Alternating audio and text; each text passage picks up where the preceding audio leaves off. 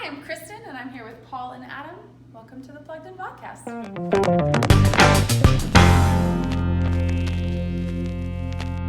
So today we're going to talk about how Hollywood takes childhood themes and subverts them and makes them a little more adult, or a lot more adult. In this case, Paul saw a movie called Happytime Murders, which I'm sure you guys have heard of. Paul, could you tell us a little about that? Yes, I really wish I didn't have to, but I did see it last night. It is still sort of bouncing around in my brain a little bit. Sounds painful. The movie is really about these puppets and humans who live in Los Angeles. It's a detective story. Think about Who Framed Roger Rabbit. Who Framed Roger Rabbit was a subversion in itself in a lot of ways. It took the art of Disney animation into a more adult direction. This one takes it about 15 gazillion steps farther. Sure. You see these puppets doing lots of really crazy things. There's a lot of sexual content, there's a lot of violence, there's drug use. So the language is just terrible. It really is a very adult movie using these images of childhood, really, just as you said. Yeah, well, to give you guys an idea, actually, the Sesame Street, as a corporation, right, they went to sue Happytime Murders because they're taking this childhood imagery that everyone has grown up with, and they're making it extremely adult, and people are going to see this and think that as well, but they lost. And Paul, it really has a direct connection It really to does. Sesame Street, right? Yeah. It really does. These puppets look very much like the Muppets that we remember from Sesame Street or the Muppet Show or what have you. Because Brian Henson, who was Jim Henson's son, is behind this whole project. So it was even labeled in the movie Henson Alternative. I think they're trying to do more of this sort of thing, which is, for me, as a fan of Jim Henson's work, I've seen him do some amazing things with puppets. It's really... It's like a betrayal. It almost. really feels like a betrayal. It makes my heart sad. It feels like part of my childhood has been stripped away.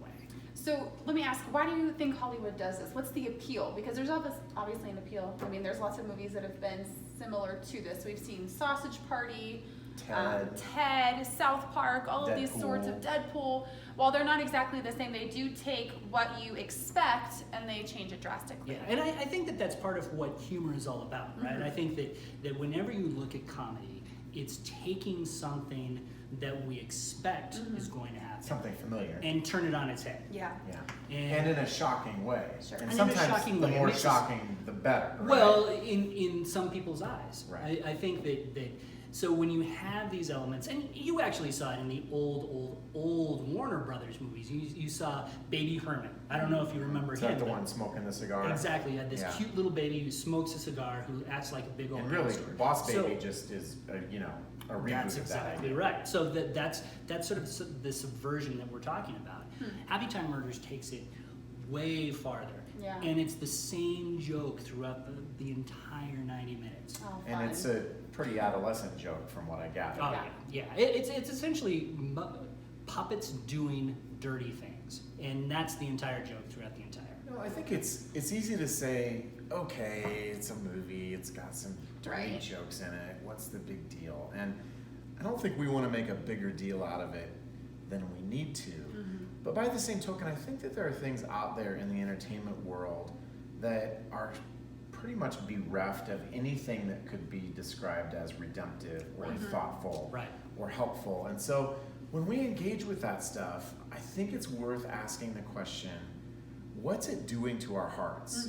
Scripture talks about guarding our hearts as something that's important. And obviously that's a message that we talk about at Plugged In quite a lot. Yeah.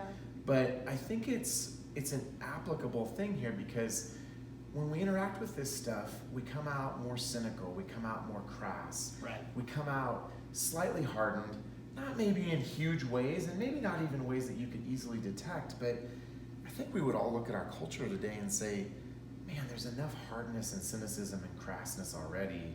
Is that really what I want to spend 2 hours engaging my heart with?